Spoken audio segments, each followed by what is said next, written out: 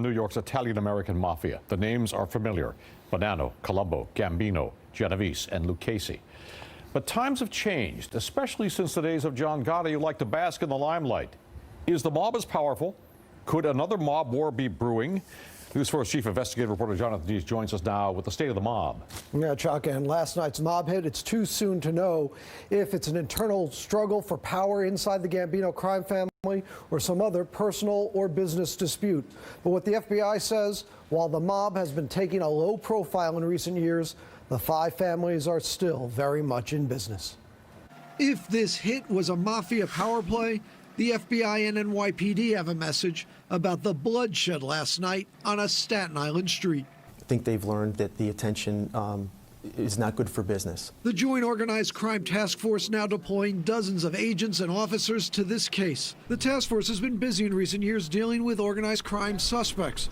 While taking a lower profile, investigators say they've certainly not gone away, changing some of their alleged rackets with the times. They still conduct the same bread and butter money-making activities that they always have, such as the illegal gambling, which turns into loan sharking, which turns into extortion.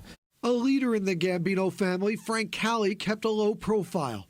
A far cry from the late John Gotti, the flashy Gambino crime boss of the 80s and 90s, who took over after the sensational 1985 gangland shooting of Paul Castellano outside Sparks Steakhouse. But Gotti's high profile brought unwanted attention, as did the crazy act of past Genovese crime boss Vincent Chingiganti, who wandered the streets in a bathrobe to try to avoid arrest. But in mob case after case after case, I'm going to bust this sure.